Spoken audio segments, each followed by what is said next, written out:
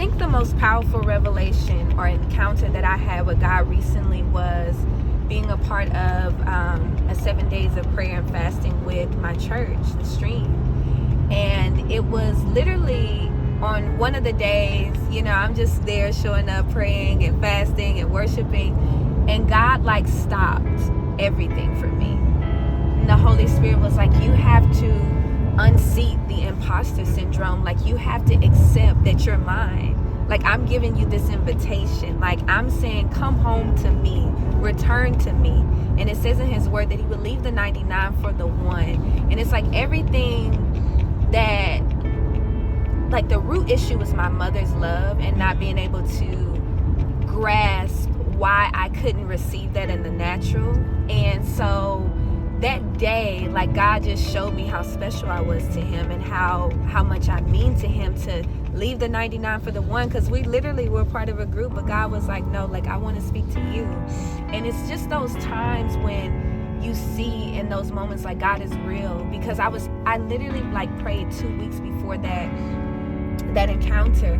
I was like, God, you have to be my mother in this season for me. I said, because I really need to be close to my mom. I want that, but I know that it's not the time for it.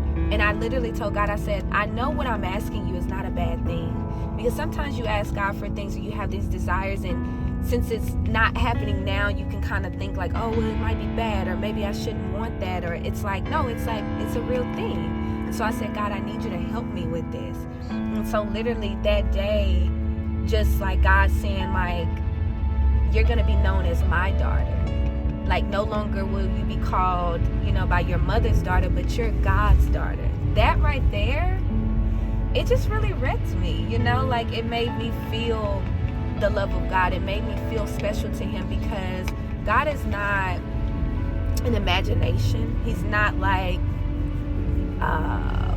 something that we can't encounter. We may not see him, but God is real, and he definitely will come for you at just the right time. And I think it's those moments when you realize I have a purpose, and God has called me for such a time as this, and I mean something to him, and I just pray that not only would I continue to have these encounters, but I pray that all over the world people would just have encounters. That's my daily prayer for people, those I love. I pray that they would encounter the Lord, because it changes you.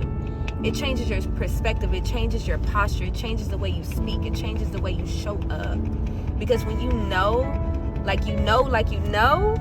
it's that's it. When you know God is real, it's I'm out. I'm it. That's it, So it's just the beauty in the journey, God turning my pain for purpose and beauty, and being at a place where I can actually see that amounts to more than any money could count to. It's that being healed versus having $1 million in a bank account, because you can have $1 million in a bank account but still be broken. And then you can't function the way God needs you to. You can't invest into the businesses the way God needs you to, because you have trauma. You don't trust him. You I don't trust people. I don't know this. And it's just a lot of baggage. But to be at this place where I'm free, it's a blessing. It truly is. And I just pray that other people would experience and encounter the Lord in a special way that you need, or that they may need. So, yeah.